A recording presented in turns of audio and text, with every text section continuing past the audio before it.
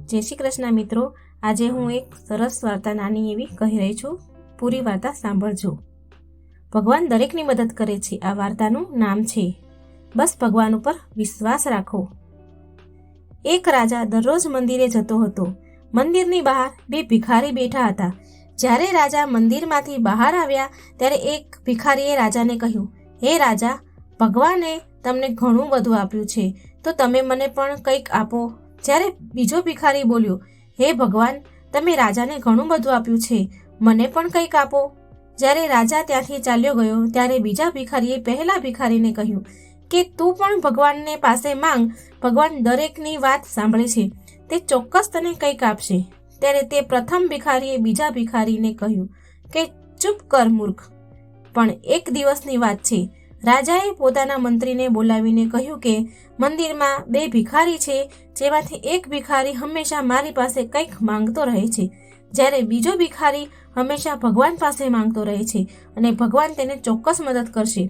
एटला माटे तमे एक काम करो, एक मोटा वासणमां खीर भरो अने तेमां सोनानो सिक्को नाखो अने ए भिखारीने आपो जे दररोज मारी पासे कंईक मांगतो रहे छे।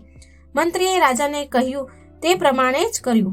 ज्यारे पहेला भिखारीने मंत्रीए मोटा वासणमां खीर अने तेमां सोनाना सिक्का भरीने आप्या त्यारे पेला भिखारीए खीर खाती वखते बीजा भिखारीने चीडवता कह्युं के आयो मोटो भगवान पासे मांगवावाळो, जो राजा जोडे मांगवाथी मळ्युं ने। अने ज्यारे जमती वखते तेनुं पेट भराई गयुं त्यारे तेणे बाकीनी खीर बीजा भिखारीने आपी अने कह्युं, ले तू पण खाई ले मूर्ख। एम कहीने ते वासण पेला बीजा भिखारीने आपी दीधुं। बीजा दिवसे ज्यारे राजा मंदिरमां आव्या त्यारे तेमणे जोयुं के जे भिखारीने खीर वासणमां सोनाना सिक्काओ आप्या हता ते हजू पण त्याने त्यां ज बेठो छे, ज्यारे बीजो भिखारी न हतो। तेथी राजाए ते भिखारीने कह्युं के शुं तने खीर भर्युं वासण नथी मळ्युं? त्यारे ते भिखारीए राजाने कह्युं, मने मळ्युं हतुं। કેટલી સરસ અને સ્વાદિષ્ટ ખીર હતી।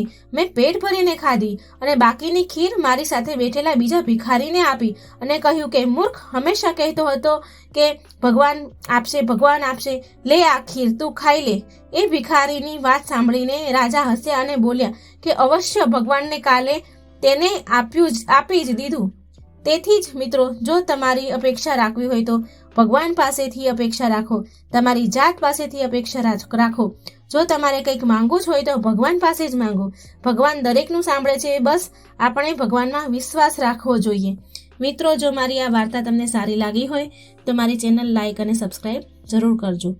ધન્યવાદ।